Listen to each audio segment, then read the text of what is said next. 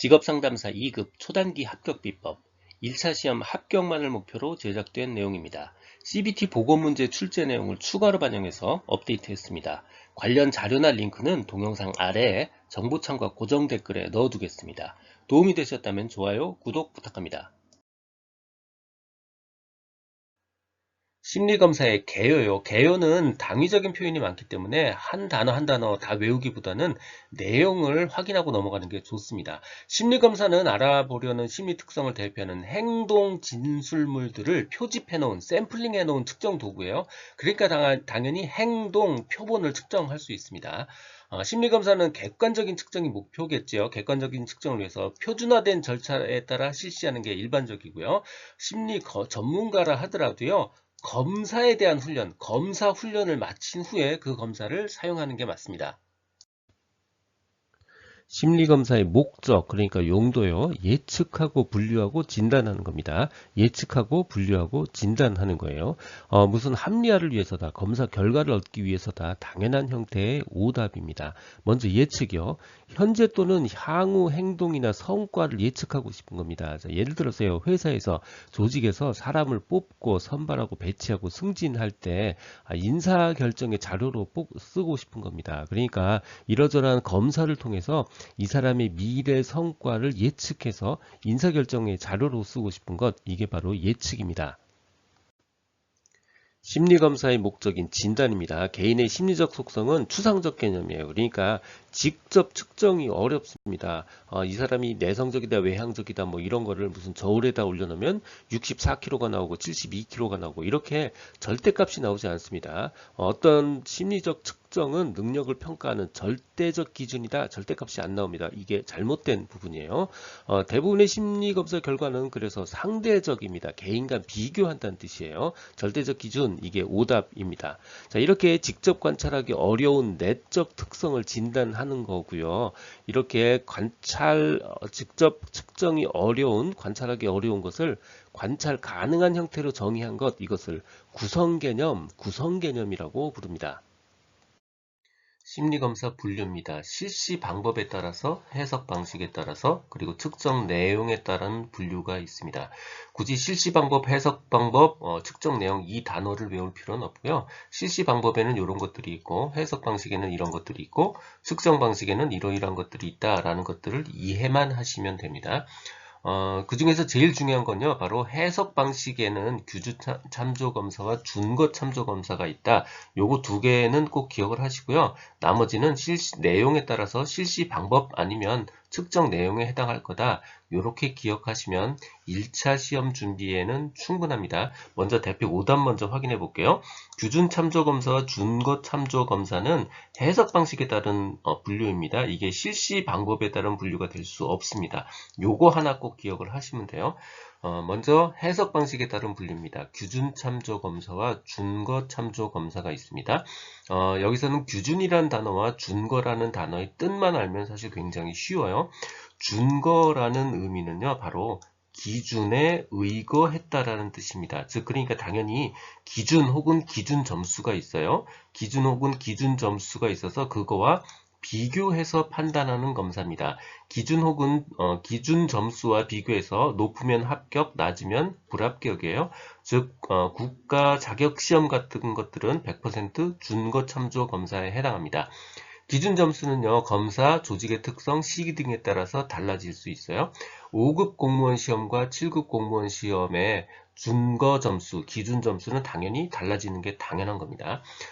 규준이요. 규준은 일종의 분포 혹은 분포도라고 생각하시면 돼요. 그러니까 당연히 나의 위치가 이 분포나 분포도상에 어디에 존재하는가가 중요해요. 상대적으로 어느 수준인가, 어디에 존재하는가를 알아보는 검사입니다.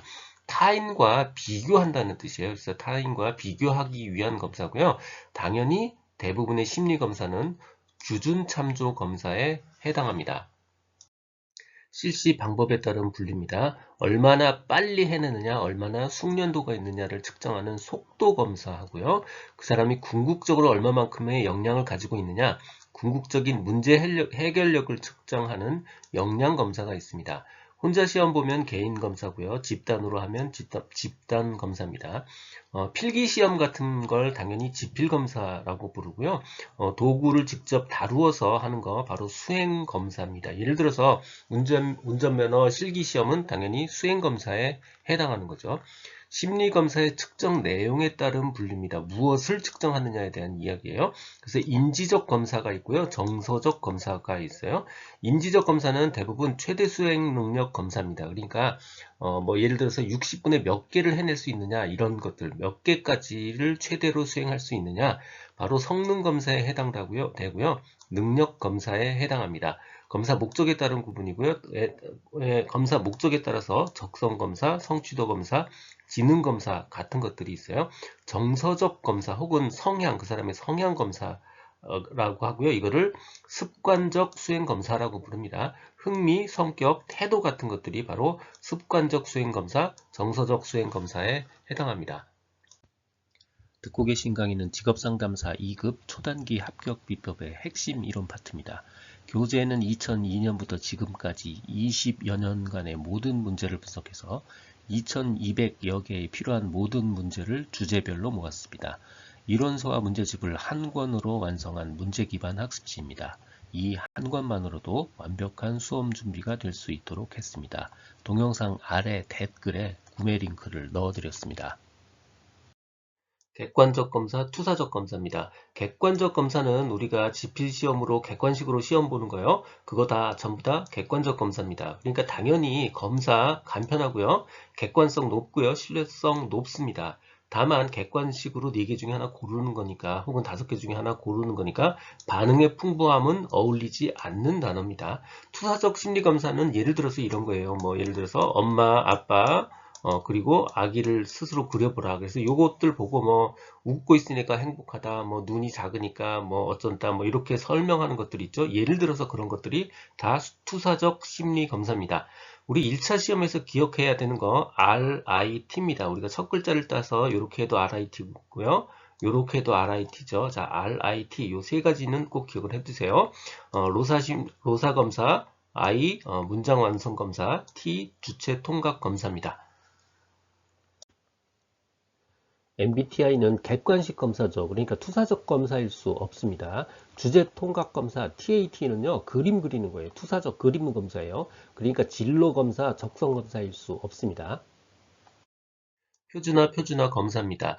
검사에 영향을 미치는 외적 변수들을 최소화하는 게 목표예요. 그러니까 당연히 실시와 채점 절차 같은 것들을 다 동일하게 만들죠. 절차를 세부적으로 명시하는 것도 굉장히 중요한 일입니다. 그래야 동일성이 유지가 되죠. 표준화를 통해서 검사자 변인, 채점자 변인, 실시 상황 변인 등을 통제할 수 있습니다. 하지만 수검자, 피험자의 변인을 통제할 수는 없죠.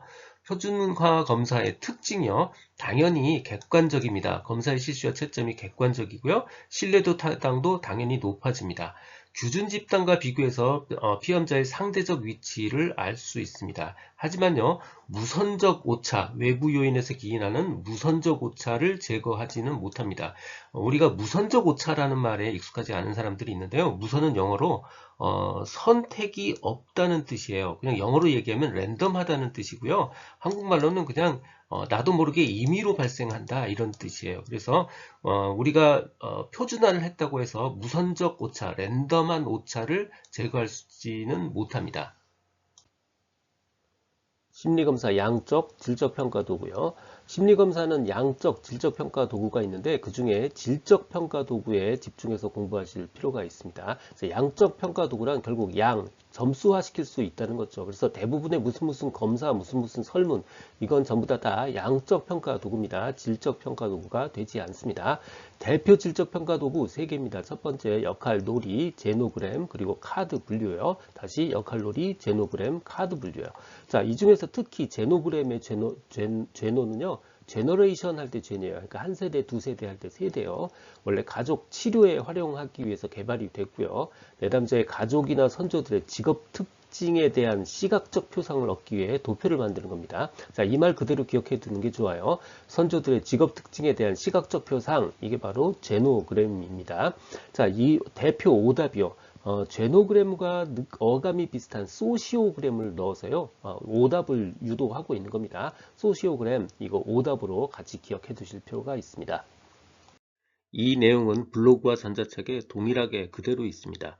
도움이 되셨다면 좋아요, 구독 부탁드립니다. 지금까지 라디캠지기 꾸벅이 박종규였습니다. 감사합니다.